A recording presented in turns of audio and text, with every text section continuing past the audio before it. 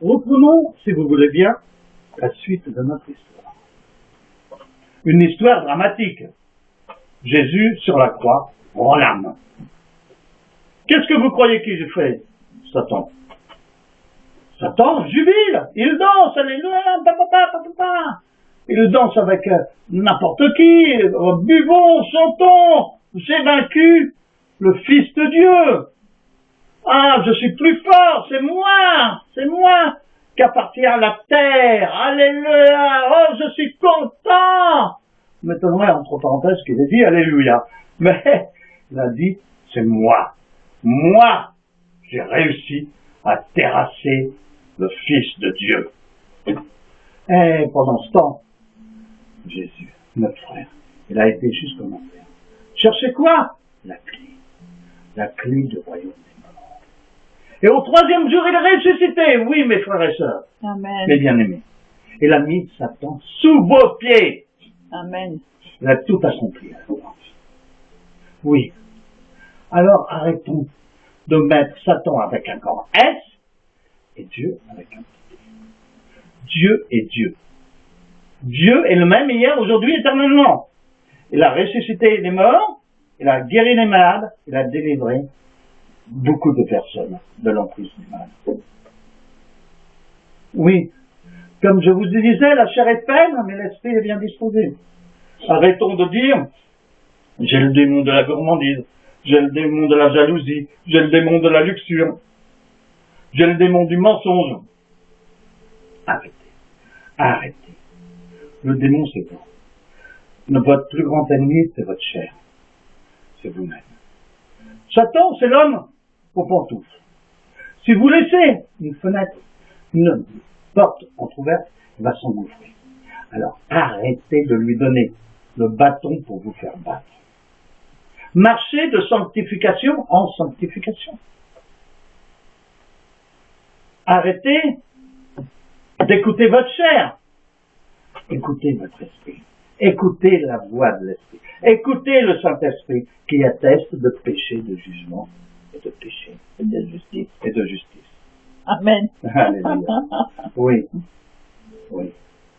Dieu est Dieu. Alors, mes bien-aimés, vous savez, vous pouvez passer, comme certains, je le sens, je le vois dans mon esprit, qui passent par des moments très très durs. Soit par la maladie, soit professionnellement, ou dans leur famille, ou pour eux, tout est sombre, tout est noir, comme au jour où Jésus est mort, où tout s'écroule, où tout leur univers s'écroule. Mais dites-vous bien, dans 3 jours, l'obscurité, la lumière fera place à l'obscurité. La lumière chassera l'obscurité et vous serez plus que vainqueurs. Et ces expériences, ces épreuves vous rendront beaucoup plus fort dans votre foi. Vous aimerez encore d'autant plus le Seigneur. Amen. Amen. Oui. Alors vous allez me dire, crucifier la chair. Qu'est-ce que ça veut dire? Ça veut dire, arrêtez vos mauvais penchants. Vous allez regarder la télé? Vous avez une télécommande. Vous savez très bien qu'il y a des chaînes pornographiques. Alors, ne les regardez pas. Vous pouvez boire un coup, mais le Seigneur vous dit pas, buvez toute la bouteille. Vous faites preuve de discernement. Vous avez une jugeote. Le Seigneur ne vous interdit pas de fréquenter en tout bien, tout honneur. Mais il a dit, attention, certaines pratiques, certains comportements peuvent amener le feu. Et quand le feu brûle. Oui. Alors faites attention à votre chair. Et surtout, une chose, qui est notre plus grand ennemi, croyez-moi, c'est la langue. Ce petit membre qui fait beaucoup de mal. D'ailleurs, nous allons lire dans notre Bible, dans la parole de Dieu, Psaume 34, versets 12 à 15. Psaume, chapitre 12, verset 34 chapitre 34, versets 12 à 15. En hébreu, ils disent Tehilim. Tehilim, ça veut dire psaume. Amen. Qui est l'homme qui prenne plaisir à vivre et qui aime la longue vie pour voir du bien? Garde ta langue du mal et tes lèvres de parler avec tromperie. Détourne-toi du mal et fais le bien. Cherche la paix et poursuis-la. Les yeux de l'Éternel sont sur les justes et ses oreilles sont attentives à leurs cris. Amen. Amen. Dites-vous bien, dans le monde que nous vivons, la vie est faite de choix. Il y a d'un côté le bien, de l'autre côté le mal. Il y a d'un côté le monde de Satan et de l'autre côté le monde avec Jésus. Si vous n'êtes pas avec le Seigneur, vous êtes pour Satan. C'est pas moi qui le dis, c'est le Seigneur. Il dit, je vous donne la vie et les bénédictions, ou je vous donne la mort et ses malédictions. C'est à toi de faire le choix. Oui, à toi de faire le choix, mon bien-aimé, ma bien-aimée. Oui, donc on revient à la langue. La langue qui a un petit membre très destructrice, qui dit qu'il fait beaucoup de commérages. Et même les Juifs disent que la langue est porteur de maladie. Elle est porteur de la lèpre. Nous allons voir ça plus tard. Dans le Lévitique, chapitre 19, verset 16, il est dit, Lévitique, chapitre 19, verset 16, chapitre 19, verset 16. Tu n'iras point médisant parmi ton peuple. Tu ne t'élèveras point contre le sang de ton prochain. Je suis l'Éternel. Amen. Amen. Oui. Oui. La parole dit, aime ton prochain comme toi-même. C'est-à-dire, la personne qui vous manque de respect, la personne qui vous fait du mal, ne s'aime pas lui-même.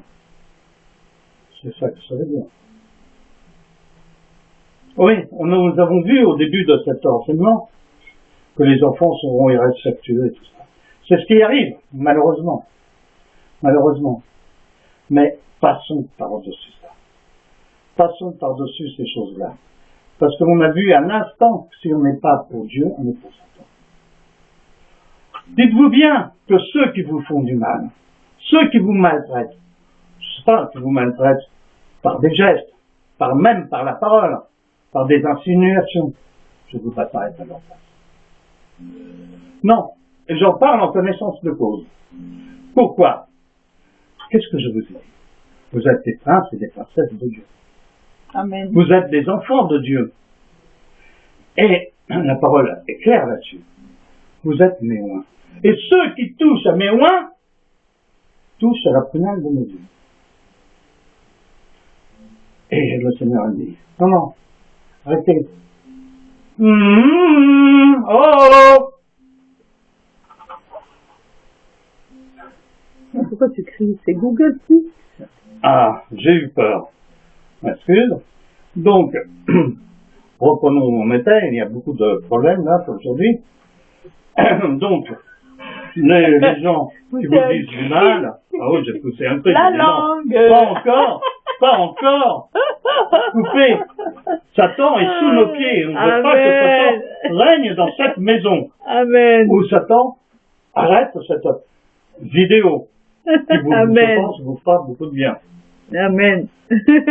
Là, je donne des coups de pied à Satan, moi. Moi, je ne veux pas qu'il règne sur ma vie ou qu'il me fasse des entraves. Il est vaincu au nom de Amen. Jésus de Nazareth. Il Donc, est sous nos pieds.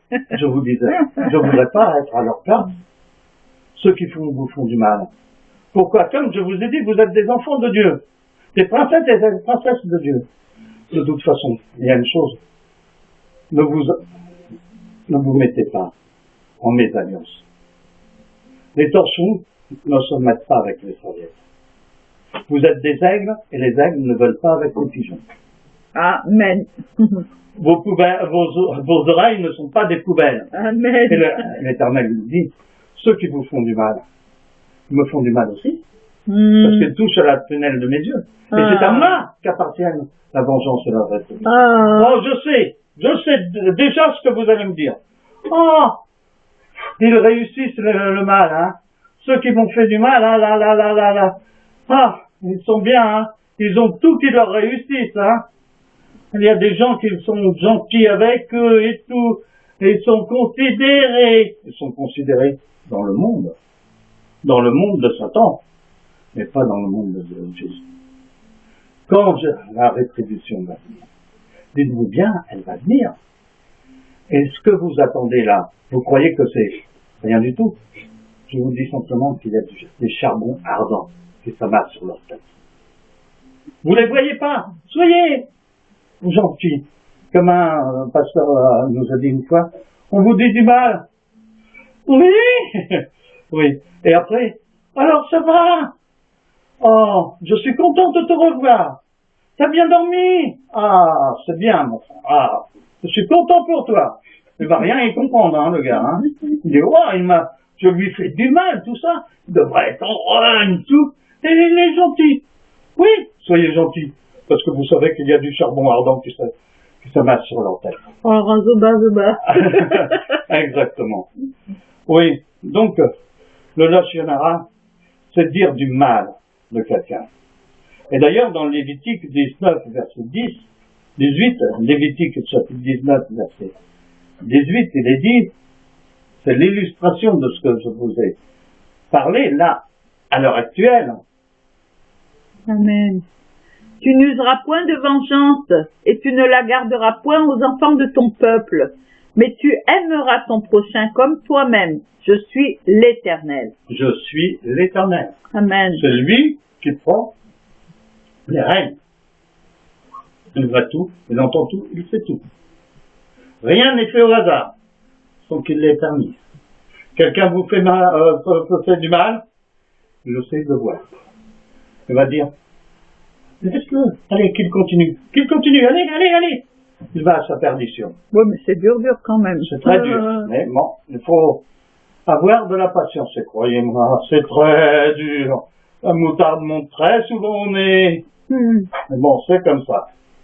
Et dans Exode, chapitre 20, verset 16, c'est aussi la maîtrise de soi. Il faut cultiver la maîtrise de soi. Amen. Tu ne diras point faux témoignage contre ton prochain. Amen. Amen. Tu ne porteras pas de faux témoignages. Alléluia. Amen. Oui. Dites-vous bien que dans la parole, il est dit aussi, dans Jacques, chapitre 1, verset 19, je vais le lire. Sachez-le, mes frères bien-aimés, ainsi que tout homme, soit prompt à écouter, lent à parler, lent à se mettre en colère. Alors, entre nous, mes bien-aimés, si vous voyez quelqu'un qui n'écoute pas, qui est impatient, quelqu'un qui parle sans arrêt, qui est très vif à se mettre en colère, ce n'est pas un homme, c'est une femmelette. Amen. Une femmelette. Alors rigolez bien. Amen. La parole est une force puissante. Tout ce que vous disiez, tout ce que vous dites, va en haut et vous revient. C'est comme un boomerang. Tout à cause à effet. Semer et récolter. Vous semez l'amour, vous recevrez l'amour. Semez le respect, vous recevrez le respect. Semez l'argent, vous recevrez l'argent. Tout cause à effet. Le semer et le récolter. Et la vie est un choix. Comme je vous ai dit tout à l'heure, tout est un choix dans votre vie. Oui. Tout est un choix. Regardez, Myriam a été punie pour la diffusion d'une lettre chez un peuple relativement peu nombreux. Imaginez la culpabilité de celui qui répond à la calomnie et les dénigrements par voie électronique. Vous savez, Facebook ou Twitter, tout ça. Tous ces réseaux, on se cache sous une fausse identité, on met une fausse photo, et blablabla, on vomit la personne. Oui, et on fait du mal. Mais le mal reviendra sur vous, comme vous l'avez. Amen. Oui, dites-vous bien ça. Dans Lévitique chapitre 19, verset 16, Lévitique, chapitre 19, verset 16, il est dit,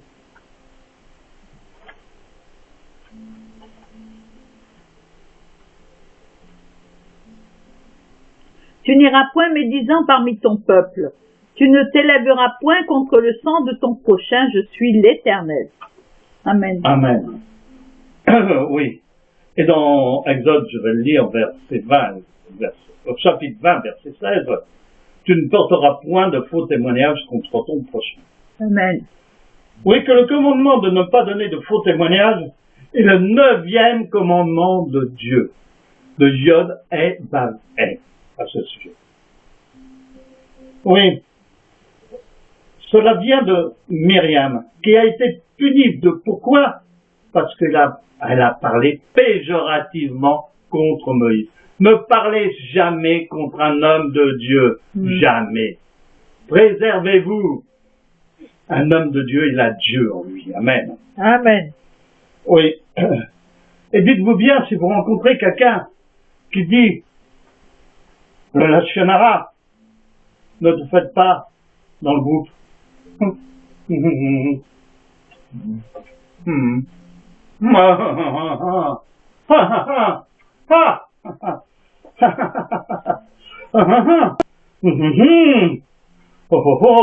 Non. Non. Vos oreilles ne sont pas des poubelles. Amen. Dites, non, je ne veux pas écouter ça. Non. Va raconter ailleurs. Pas à moi, en tout cas. Car je suis une princesse et un prince du Seigneur. Amen. Amen. Oui. Et j'ai une petite anecdote à vous dire, qui est très parlante. Il y a un juif qui se promène dans la rue, et d'un seul coup, le voit dans, comment ça s'appelle, Un quartier. un quartier, oui, de maisons, où il y a des maisons, et il reconnaît Ce quartier. ces demeures. Ah, c'est là où j'ai raconté du mal d'un tel, d'un tel. Il veut se repentir, ce pauvre juif. Il va voir donc le rabbin. Il dit, rabbin, j'ai du mal dans plusieurs maisons dans tel quartier. Que dois-je faire? Pour demander pardon, premièrement, pour faire tikkun, c'est-à-dire réparation. Alors le pasteur, le rabbin plutôt, lui dit, tu vois ce sac, hein, ce sac est plein de plumes d'oie. Prends ce sac, va devant chaque maison et tu mets à chaque maison une plume d'oie.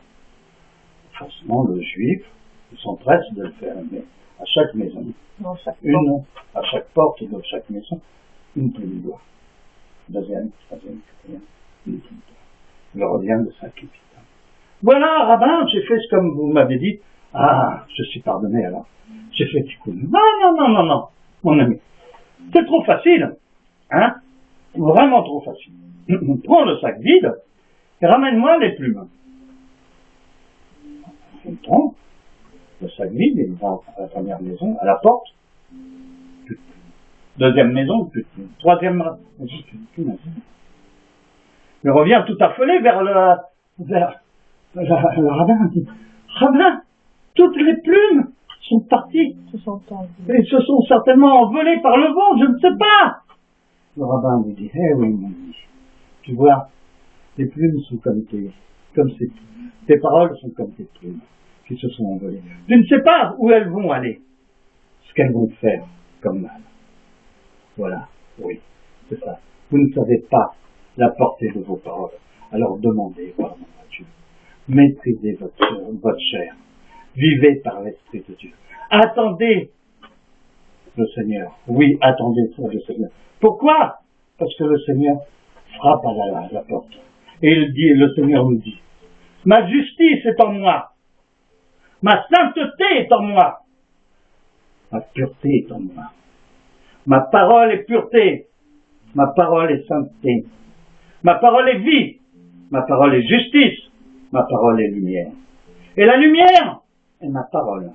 Et non un homme. Je reviens bientôt. Je me tiens à la porte. Mais qui m'ouvrira? Posez-vous la question. Amen, amen et amen. À samedi prochain. Amen.